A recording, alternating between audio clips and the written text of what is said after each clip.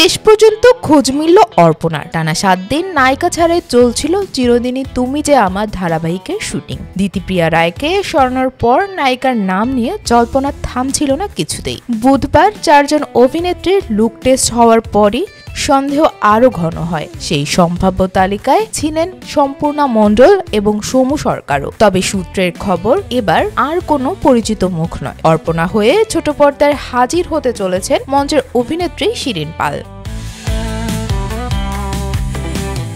Channel বা প্রযোজনা সংস্থা এখনো আনুষ্ঠানিক ঘোষণা না করলেও শোনা যাচ্ছে লুক টেস্টে চূড়ান্ত হয়েছে শিরিনের নাম। ঝাড়গ্রামের মেয়েটি বহুদিন ধরেই মঞ্চে অভিনয় করেছেন। তার মা বাবার ঝাড়গ্রাম কথাকৃতি নামে একটি নাট্যদল রয়েছে। সেখানেই বেড়ে ওঠা, সেখানেই শিল্পী হয়ে ওঠার প্রথম পাঠ। পরে যাদবপুর বিশ্ববিদ্যালয় থেকে স্নাতক এবং বর্তমানে মাস্টার্সের ছাত্রী শিরিন। পড়াশোনা আর অভিনয় দুই সামলাচ্ছেন সমান দক্ষতায়।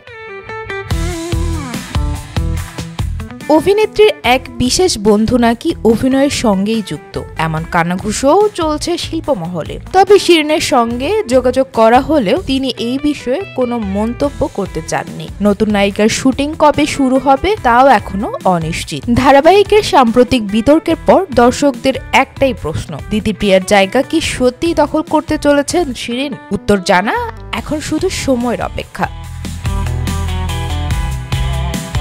রাবিতা খন্দকার, বাংলা বাজার পত্রিকা।